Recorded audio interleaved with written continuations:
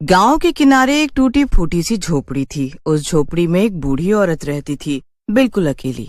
उसके बिखरे सफेद बाल, चमकीली आंखें जो रात के वक्त अक्सर चमकती थीं और लोगों को उस बूढ़ी औरत की आंखों से डर लगता था।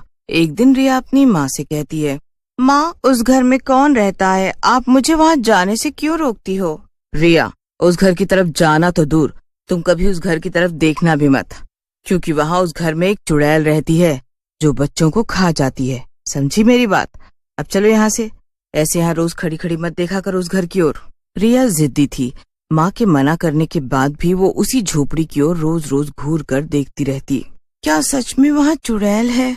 मैंने तो आज तक नहीं देखा उस चुड़ैल को। मुझे वहाँ एक बूढ़ी दादी के सिवाय कोई नजर नहीं आता।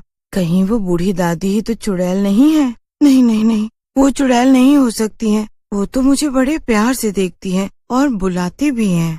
क्या मुझे वहाँ जाना चाहिए? तभी पीछे से माँ की आवाज आती है, नहीं, बिल्कुल नहीं। जब मैंने एक बार बोल दिया कि वहाँ चुड़ैल है, तो फिर तुम वहाँ जाने की जिद क्यों कर रही हो? वो तुम्हें खा जाएगी। अब तुम अंदर चलो, दोबारा उस तरफ देखा तो मार पड़ेगी तुम्हें। माँ के इतना बोलने पर भी रिया नहीं मानती है और एक रात वो उस बूढ़ी औरत के पास चली जाती है। तुम्हारा नाम रिया है ना? आपको कैसे पता कि मेरा नाम रिया है? आप चुड़ैल हो इसलिए पता होगा शायद। अरे क्या मैं तुम्हें सच में चुड़ैल जैसी दिखती हूँ? बिल्कुल नहीं। मेरी माँ कहती है कि चुड़ैल के लंबे लंबे नाखून होते हैं, बड़ी बड़ी आंखें और लंबे दांत होते हैं, दिखने में बहुत डरावनी होती है। पर वैसी तो तुम बिल्कुल नहीं हो। इधर आओ मेरे पास, मैं तुम्हें एक कहानी सुनाती हूँ। बूढ़ी रिया को एक बहादुर लड़की की कहानी सुनाती है और रिया को वो कहानी बहुत पसंद आती है। तभी पीछे से माँ की आवाज सुनाई देती है, माँ बुला रही है, मुझे जाना होगा अभी, पर मैं कल जरूर आऊंगी, क्योंकि मुझे तुम चुड़ैल नहीं लगती हो, तुम तो बहुत अच्छी हो। हाँ ठीक है, कल भी आ जाना, मैं कल तुम्हें ढेर सारी कहानियाँ सुनाऊंगी परियों की। रिया बहुत खुश थी बूढ़ी दादी से मिलकर। वो अक्सर उससे छुप छुप कर मिलने जाने लगी। कुछ दिन बाद गांव में अजीब अजीब घटनाएं घटने लगी। गांव के लोग उस बूढ़ी औरत को उसकी वजह बताने लगे। गांव के सभी लोग अपने अपने हाथों में एक एक मशाल लिए बढ़ते जाते हैं उस बूढ़ी औरत के झोपड़े की ओर और उसके झोपड़े में आग लगा देते हैं। बूढ़ी औरत अपने आप को बचाने के लिए अपने घर में बने उस गटर के अंदर छुप जाती है। जब सुबह होती है तो रिया बूढ़ी दादी का झोपड़ा जला देखकर बहुत रोती है। दादी, ये क्या हो गया? किसने जलाया तुम्हारा ये घर? दादी, तुम कहाँ चली गई? रिया बहुत रोती है। जब वो रात के समय सो रही होती है तभी उसे एक आवाज सुनाई देती है। ये आवाज कैसी? जैसे कोई मुझे रिया रिया कहकर बुला रहा हो। मुझे जाकर देखना होगा। आवाज गटर से आ रही होती है। ये आवाज तो इस गटर के अंदर से आ रही है। कौन है वहाँ? तभी गटर का थोड़ा सा ढक्कन खुलता है। उसमें से एक डरावना हाथ और फिर एक चुड़ैल दिखाई देती है। डरावनी लाल आंखें, लंबे लंबे बाल, लंबे लंबे दांत। रिया उसे देखकर बहुत डर जाती है। रिया, डरो मत, मैं तुम्हें कुछ नहीं कहूंगी। क्या तुमने मुझे पहचाना नहीं?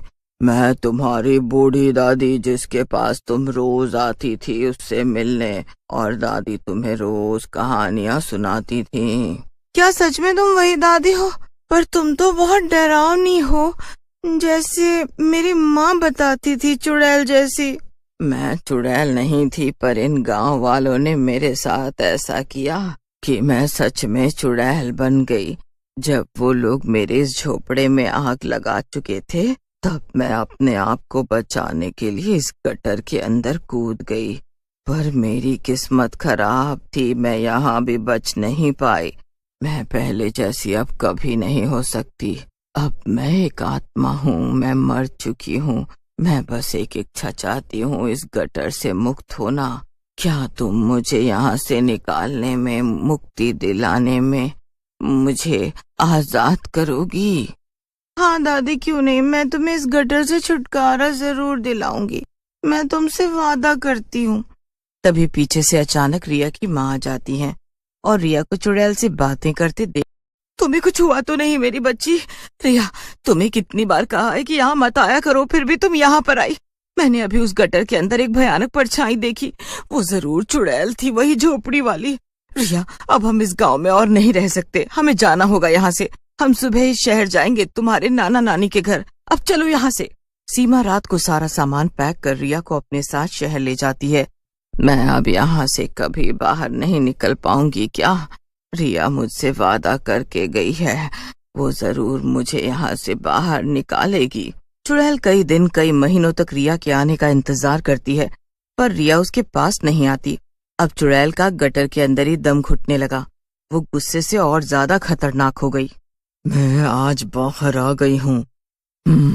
कितना अच्छा लग रहा है इस गटर से बाहर निकलकर, पर मैं अब इस गांव को नहीं छोड़ूंगी, विनाश ला दूंगी यहाँ। शाम का वक्त था। चंदर रोज की तरह खेतों से घर की ओर जा रहा था। तभी उसके सामने वो गटर वाली चुड़ैल आ जाती है और आकर खड़ी हो जाती है। चुड़ैल अभी भी चुपचाप खड़ी थी।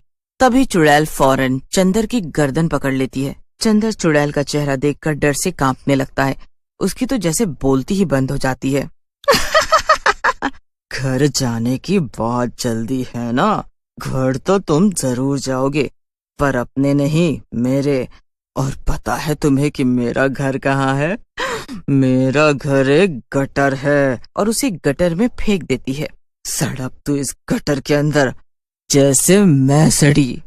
चुड़ैल चंदर को गटर के अंदर ले जाकर एक चेन से बांध देती है और अपने अगले शिकार की तलाश में फिर से गांव में घुस जाती है। सुबह हो जाती है। सभी अपने अपने काम में व्यस्त हो जाते हैं। तुम्हें पता है, पूरे शहर में हर तरफ कीचड़ ही कीचड़ है। ये बदबू उसी की है। जब रात को बारिश ही नहीं हुई तो कीचड़ कहाँ से आई, वो किसी को भी कुछ समझ में नहीं आ रहा। पूरा गांव इसी चर्चा में था कि कीचड़ गांव में आई कहाँ से। तभी गटर से बाहर वो चुड़ैल निकलने लगती है। गांव के सभी लोग अपनी अपनी जान बचाने के लिए घरों में जाकर छिप जाते हैं, पर चुड़ैल फिर भी गुस्से में लोगों को पकड़कर गटर के अंदर खींचकर ले जाती है। और ऐसा चुड़ैल रोज करती है। ये गटर तो लोगों से भर चुका है, अब मुझे दूसरा गटर बनाना होगा। चुड़ैल दूसरा गटर बनाती है, फिर तीसरा भी। गांव में हर तरफ गटर ही गटर और लोगों में चुड़ैल का खौफ। लोगों ने अपने आप को घरों में बंद कर लिया। चुड़ैल के डर से एक दिन आधी रात के वक्त चुड़ैल बहुत जोर जोर से रोने लगती है। वहाँ शहर में रिया अपने नाना नानी के साथ थी, पर वो किसी से ज्यादा बात नहीं करती थी, चुप चुप सी रहती थी। एक दिन नानी रिया से पूछती हैं, रिया बेटी, क्या बात है? कुछ दिन से तुम बहुत परेशान लग रही हो। अगर किसी ने तुम्हें कुछ बोला है तो मुझे बताओ, मैं उसे छोड़ूंगी नहीं, डांट लगाऊंगी। मैंने किसी से वादा किया था, पर मैंने वो वादा पूरा नहीं किया। मुझे जाना होगा अपना वादा पूरा करने। रिया की बात सुनकर नानी चौंक जाती हैं और सीमा से बात करती हैं इस बारे में। सीमा पूरी बात मुझे अभी भी नहीं बता रही, मुझे रिया से ही पूछना होगा। नानी बड़े प्यार से रिया से गांव के बारे में पूछती हैं। रिया भी नानी की बातों में आकर सब बता देती है। उस बूढ़ी दादी के बारे में जो कुछ उसके सामने हुआ वो सब बताती है। तभी वहाँ पर सीमा आ जाती है। माँ, सब अंधविश्वास का खेल है, इसलिए मैं रिया को बहला फुसलाकर यहाँ ले आई। अगर गांव वालों को जरा भी पता चलता कि रिया उस बूढ़ी औरत से मिलती है तो वो लोग मेरी बच्ची के साथ पता नहीं क्या करते। मुझे पता है अब मुझे क्या करना है, हमें वापस उस गांव जाना होगा। नानी रिया को अपने साथ गांव लेकर जाती हैं। गांव जाते ही चुड़ैल की नजर रिया पर पड़ती है। आखिर तुम आ गई, बहुत इंतजार करवाया तुमने मुझे। तुम्हें मेरी बिल्कुल याद नहीं आई, अपनी दादी की याद नहीं आई। पूरा गांव ये देखकर हैरान हो जाता है। हमें सब पता चल गया है, रिया ने सब बताया जो तुम्हारे साथ हुआ। अरे गांव वालों, शर्म करो कुछ तो। ये अंधविश्वास निकाल कर फेंको अपने दिमाग से। ये जो तुम लोगों के साथ हो रहा है उसी अंधविश्वास की वजह से हो रहा है। गांव वालों को अपनी गलती का एहसास हुआ। जिस गटर में मैं रहती हूँ उसी गटर में गांव के लोगों को मैंने बंदी बना कर रखा है। इतने दिन वहीं गंदगी में रहने से शायद उन्हें अकल आ गई होगी। उन सभी को गटर से बाहर निकाल दिया जाता है और साथ में मरी हुई बूढ़ी औरत का शरीर भी। उसके शरीर को पूरी विधि विधान के साथ जला दिया जाता है। चुड़ैल रिया को अलविदा कहकर गायब हो जाती है।